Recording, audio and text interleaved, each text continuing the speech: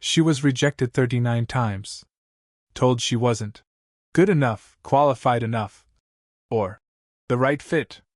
But instead of breaking, she built a company that every boss who once said no now wants to work for.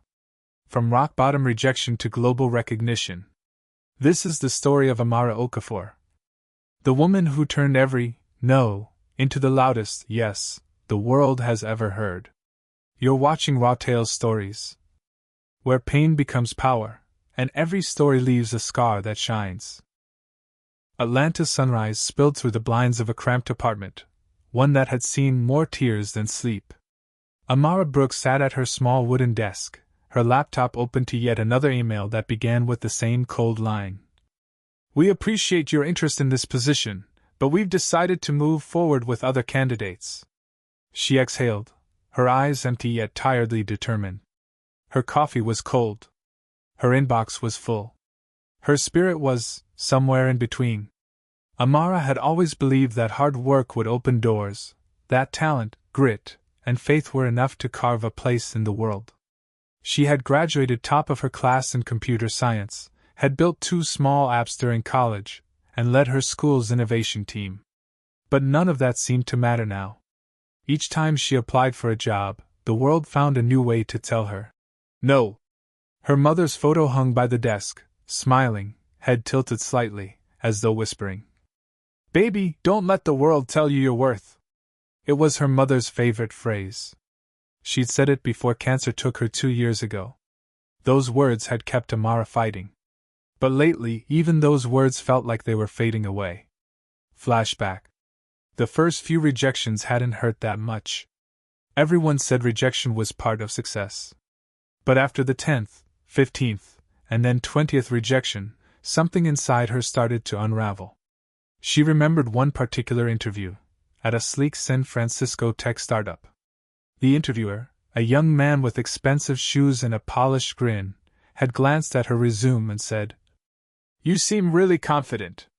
Maybe a bit too confident."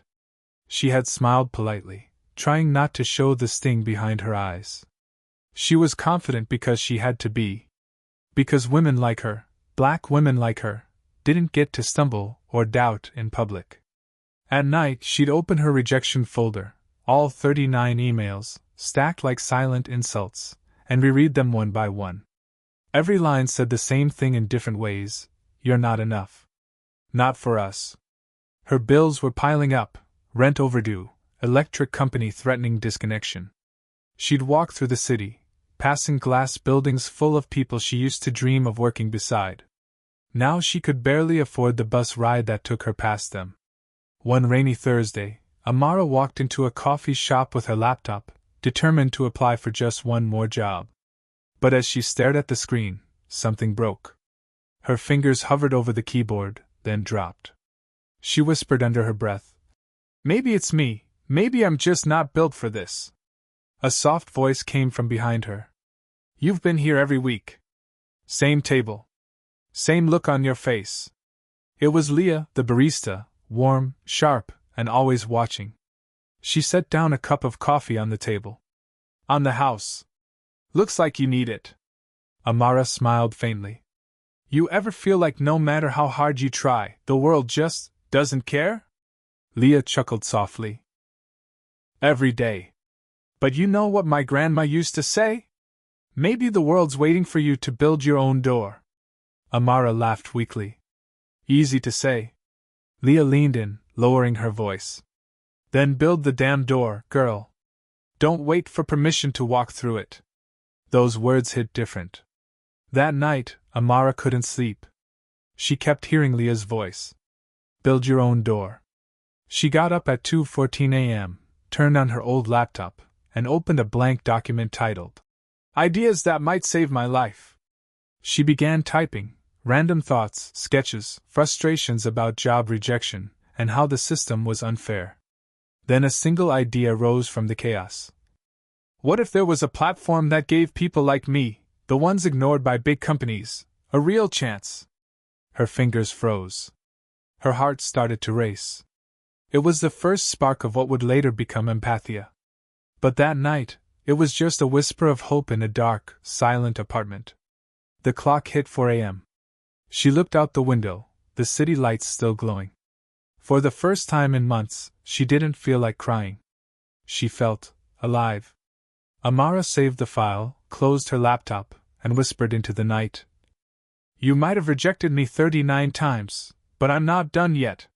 The morning light broke through thin curtains, painting tired shadows across Amara's face.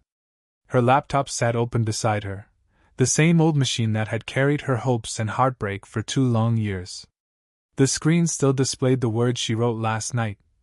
Ideas that might save my life. She read them again, whispering under her breath. Maybe this is my last try, my last fight. By noon, she was walking the streets of Atlanta again, her worn shoes splashing through puddles. In her hand, she clutched a small notepad filled with sketches and app ideas, names, features, logos. But as she looked around, all she could see were faces that had already judged her.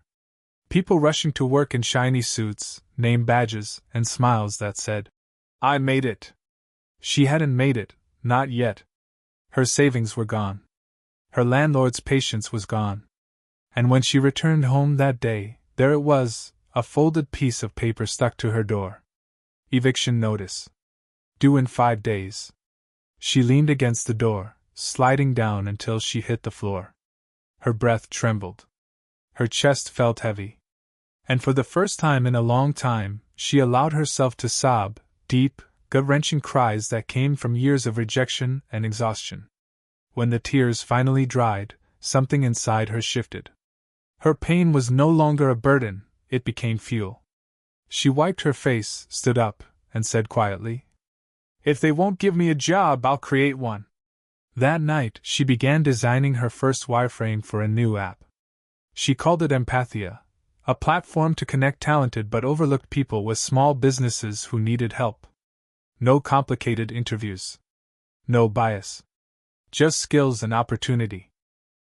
Days passed. She barely ate, barely slept. Her room turned into a battlefield of notes, wires, and coffee cups. Whenever doubt crept in, she'd whisper, You've been rejected 39 times, but the 40th belongs to you. Still, the road wasn't easy. She sent her prototype to investors, tech forums, and startup accelerators. No one replied. Some didn't even open her email. One investor actually responded, just to say, Your idea seems too idealistic. People like you should start small. She read that line a dozen times. People like you. She knew what that meant. But instead of breaking her, it lit a fire under her. Weeks later, Amara decided to share her journey publicly. She opened her cracked phone, hit record, and began to speak. No makeup, no filter, just raw honesty. Hi, my name is Amara Brooks. I've been rejected 39 times.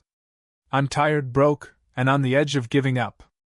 But maybe, just maybe, someone out there needs to hear this. Your no's don't define you. I'm building something new, and I'm doing it anyway. She posted the video online with the caption, #39 rejections later #still trying. Then she put her phone down and went to sleep. By morning, everything had changed. Her notifications were exploding, thousands of likes, comments, and shares. People from all over the country were writing to her. You just gave me hope. I've been there too. Keep building. You're inspiring us all. Influencers shared it. Even small news outlets reposted it with the headline, Atlanta woman turns 39 rejections into a movement. But one message stood out among them all. A short, simple email from an address she didn't recognize. From Jonathan Reeves. Subject: Let's talk. At first, she thought it was spam. But then she searched the name, and froze. Jonathan Reeves, former CEO of a global tech firm, a self-made billionaire who had quietly retired years ago. He was famous for mentoring young innovators, and for his belief in second chances. Heart-pounding, she replied. Minutes later, her phone buzzed. Amara, I saw your video. Reminds me of myself 40 years ago. I'd like to help, not just with money, but with guidance. Call me when you're ready. She stared at the message, speechless. This man, someone the world listened to, had found her. She called. He picked up on the first ring.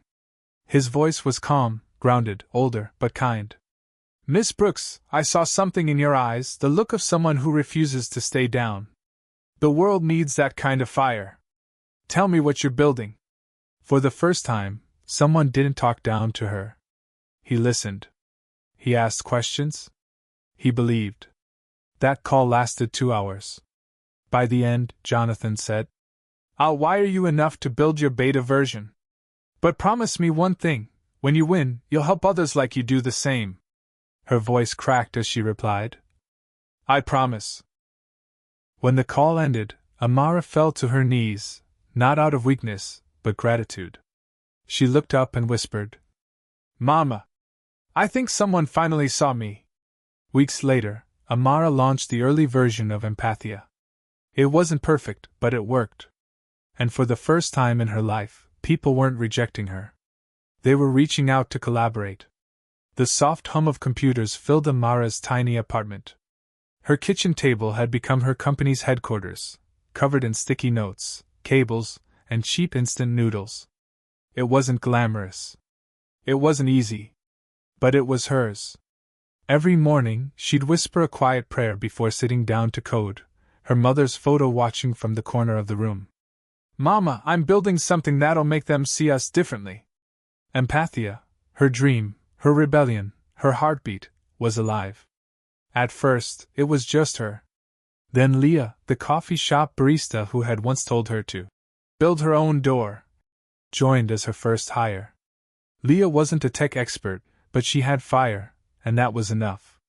Together, they worked long nights, powered by hope, faith, and cheap coffee. Their app was simple. It connected job seekers often overlooked by big corporations to small businesses that valued skills over status. The first few users trickled in slowly. A single mother from Detroit, a veteran from Chicago, a deaf coder from Boston.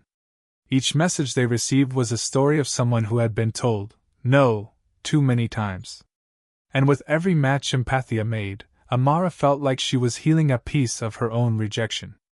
One morning, as she scrolled through the dashboard, Amara gasped. Leah, look at this. Leah hurried over. On the screen was the number 1,000, their first milestone. 1,000 job matches, Amara whispered. We actually did it. They screamed, laughed, cried, then collapsed onto the couch, holding hands. For the first time, they felt the weight of hope returning. But success doesn't come without noise. As Empathia began gaining attention, not everyone was happy. A few major tech companies started copying her idea, launching inclusive hiring tools with million-dollar campaigns. Some even reached out to buy her company outright. Jonathan Reeves, her mentor, called her one evening. They'll come with big checks, Amara. But remember, some checks are signed in chains. She smiled softly. I don't want to sell. I want to build. He chuckled, proud. That's my girl. Then came the Tech for Change conference in San Francisco, her first public speaking event. Amara had never been on a stage before. Her hands shook as she waited behind the curtain. She looked out at a sea of faces, executives, investors, journalists, many of them the same kind of people who had once ignored her emails. She whispered to herself, You belong here. You earned this. When she stepped on stage, the lights blinded her for a second, but then, silence fell. And she began to speak. 2 years ago, I was sleeping beside eviction notices. I was told I wasn't qualified, wasn't a fit, wasn't good enough. But today, I stand here representing 1,000 people who just needed someone to believe in them. Empathia isn't just an app. It's a reminder that rejection doesn't define your worth, your resilience does. The room erupted in applause. A few people even stood up. Backstage, Jonathan waited for her, eyes gleaming. You didn't just build a product, Amara, he said. You built a movement. Within months, media outlets began calling. Forbes, Business Insider, NBC News, everyone wanted her story. The headline read, Rejected 39 times, now employing hundreds through her app. Her social media flooded with messages, young black women saying she made them believe again, single moms saying she gave them a path, white allies cheering her courage. But with the attention came pressure. Investors wanted faster growth. The servers crashed twice. Competitors tried to poach her small team. And late at night, when everyone had gone home, Amara would sit alone in her office, wondering if she could handle it all. Then she'd open her old rejection folder, the one she'd kept from her job hunt days. 39 emails. 39 scars. She smiled and whispered, "If I could survive them, I can survive this." One afternoon, as she was leaving a business meeting, a man stopped her at the elevator. He looked nervous, clutching a folder. "Excuse me. I think we've met before.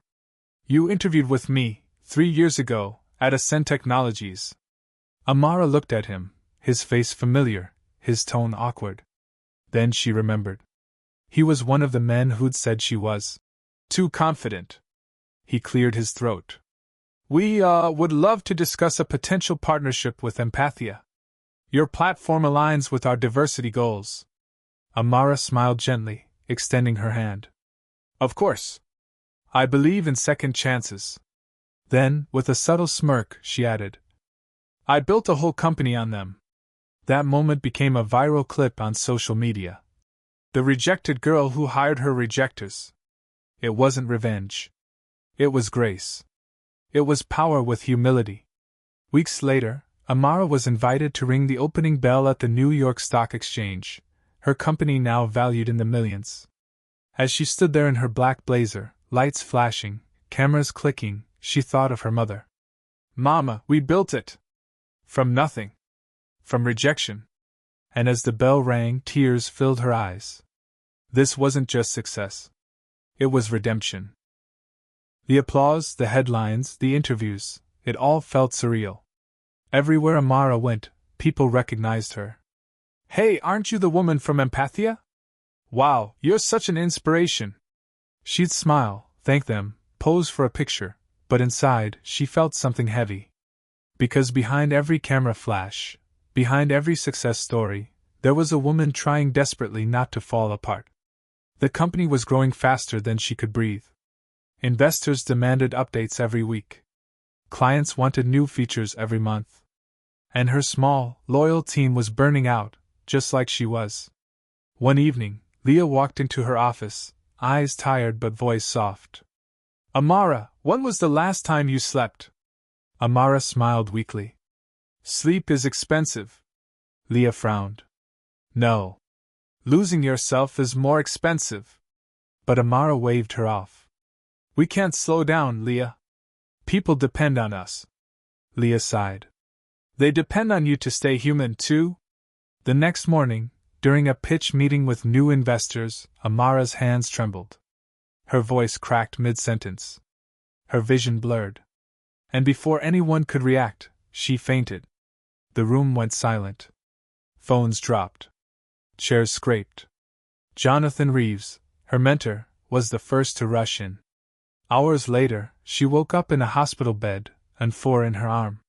Jonathan sat beside her, expression calm but firm. "You built something powerful, Amara.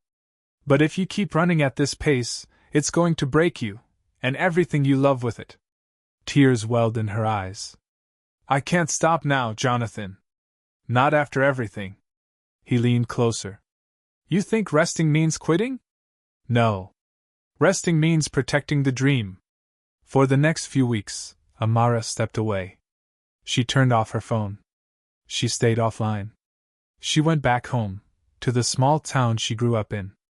There, surrounded by the red clay roads and familiar faces, she remembered why she started. At the local community center, she found young girls learning to code on old computers. They recognized her instantly. "Miss Amara! We watched your speech. We want to be like you." She laughed softly, kneeling beside them. "No, don't be like me. Be better. Be fearless."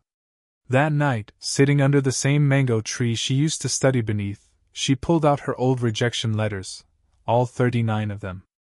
She laid them on the ground like battle scars. Each one, a reminder. Each one, a victory. She whispered. These letters tried to bury me, but they were just planting me. The stars above seemed to nod in agreement. When Amara returned to the city, something had changed. She wasn't chasing validation anymore. She was chasing purpose. She called a meeting with her team, now over 50 people. We're not just a company, she began.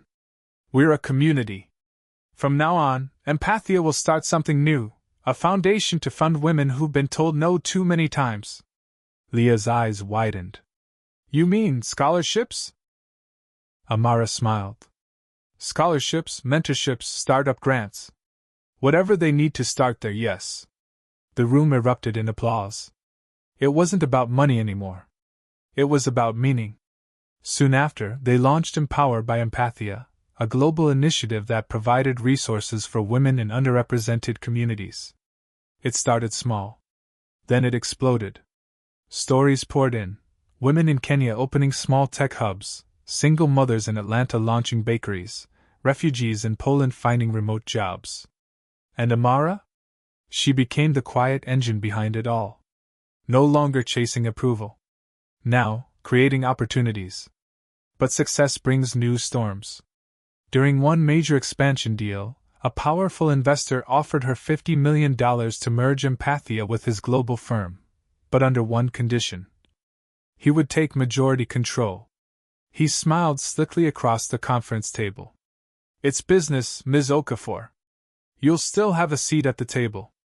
Amara looked him dead in the eyes. Sir, I didn't fight to get a seat just to let someone else decide the menu. She stood up, extended her hand politely, and walked away. The deal collapsed, but her dignity stayed intact. That night, she went live on her company's page. Her voice was calm, but her message was fire. Empathia will never sell its soul for profit. We exist to serve people, not investors. To every woman out there told she's not enough, remember, you don't need permission to lead. You are the permission. The video went viral, shared by celebrities, CEOs, and activists alike. Months later, Empathia was named one of Time magazine's top 100 companies changing the world. And when they interviewed Amara, she didn't talk about profits or fame. She said one simple thing. Rejection taught me that sometimes, closed doors are just divine redirections. But that night, as she closed her laptop, she received a letter, hand-delivered, no logo, no stamp. Inside was a note that simply read, You don't know me, but I was rejection number 40. I never sent the email. Watching you made me believe again. Thank you for not quitting. Amara sat there, tears rolling down her cheeks. Because she realized, she hadn't just built a company. She had built hope. The year was 2029. 5 years after Empathia's launch. The company had grown beyond anything Amara could have dreamed. Offices in 6 countries. Programs in over 40. Hundreds of thousands of lives touched. But the biggest transformation wasn't in the numbers, it was in the people. Formerly rejected women were now leading departments, running startups, teaching classes, writing books. And they all called her one name. The woman who didn't quit. One crisp New York morning, Amara stood at the edge of a stage, microphone in hand. It was the annual Global Leadership Summit, a place she had once been denied entry to years ago. Back then, they told her she didn't fit the brand image. Now, she was the keynote speaker. As the lights dimmed and the crowd settled, she took a deep breath. Behind her, a massive screen displayed the words, From rejection to revolution. Her voice was calm, steady, and full of soul. They told me no, again and again. 39 times. But the 40th time wasn't a yes from them, it was a yes from me. A yes to keep going, even when no one believed. The audience was silent, hanging on every word. She continued, I used to think success meant proving them wrong. But I've learned that real success means proving yourself right. The crowd erupted in applause, not polite clapping, but a wave that rose from the floor and filled the entire hall. After the event, she was invited to a private dinner for industry leaders. As she entered the elegant dining room, she froze. Sitting at the far end of the table was Mr. Coleman, the man from her very first job interview. The one who looked her in the eye and said, "You're not a culture fit." He looked older now, gray hair, humbled eyes. When he saw her, he stood awkwardly, unsure whether to shake her hand or bow. "Ms. Okafor, it's good to see you again." Amara smiled softly. "It's good to see you too, Mr. Coleman. It's been quite a journey." He chuckled nervously. "I suppose it has. I actually reached out to Empathia last month. We're trying to fix our hiring culture. We were hoping to partner with your foundation." Amara tilted her head. "The same company that rejected me 39 times?" He sighed, embarrassed. "Yes. I guess we realized we were the ones who didn't fit your culture." They both laughed, but it wasn't mockery. It was closure. "We'll talk," she said gently. "Because this time, the door swings both ways." Weeks later, the partnership became official. Empathia began training Fortune 500 companies on inclusion, empathy, and leadership. The same corporations that once ignored her resume now paid her to teach them how to find and keep great talent. But Amara never bragged. She never gloated. She just kept building. One evening, she was invited to a small local college in Chicago to speak to a group of graduating students. The same college that had once denied her scholarship application. The dean, now retired, introduced her to the students with trembling pride. She was one of the ones we overlooked. But she never stopped looking ahead. Amara stepped up to the podium, looked at the rows of young faces, hopeful, anxious, bright, and said softly, "I was once where you are. Scared. Confused. Tired of rejection. But rejection isn't failure, it's a reroute. Every no is a whisper, not here, but somewhere better." She was rejected 39 times. But she never stopped believing that her story wasn't over. Because sometimes the world says no just long enough to make your yes echo louder. And when it does, everyone listens. After the talk, a young woman approached her. She looked nervous, clutching a worn resume in her hands. "Ms. Okafor, I've applied to 22 jobs. No one's called back. How do you keep going?" Amara smiled warmly, remembering herself in that same moment years ago. "You keep going because your dream still needs you. The world's rejection doesn't define your worth, your persistence does." She handed the young woman her card. "Send this to my team. Let's talk." Months later, that same young woman became one of Empathia's best developers. Her code would go on to power tools that connected thousands of women to global remote work. And when the press asked Amara why she hired her, she said simply, "Because I saw my reflection, someone the world underestimated." A year later, Amara stood before her company's newest headquarters, a gleaming glass building overlooking the city skyline. She smiled at the massive sign on the front. Empathia Global. Her dream, built from rejection, now touched millions. As she walked through the entrance, her assistant handed her a small package. Inside was a plaque from Time magazine that read, 40 Women Who Changed the Future of Work. She stared at the number, 40. Her eyes welled with tears. "Funny," she whispered. "I was rejected 39 times. Guess this one makes 40. She smiled, placing the plaque beside her first rejection letter on her office wall. That night, Amara sat alone in her office, the city lights twinkling outside. Leah walked in quietly, 2 mugs of tea in hand. "You did it," Leah said softly. "No," Amara replied. "We did it. Every woman who heard no did it." They clinked their mugs together. Outside, lightning flashed across the sky, not in anger, but like a camera capturing history.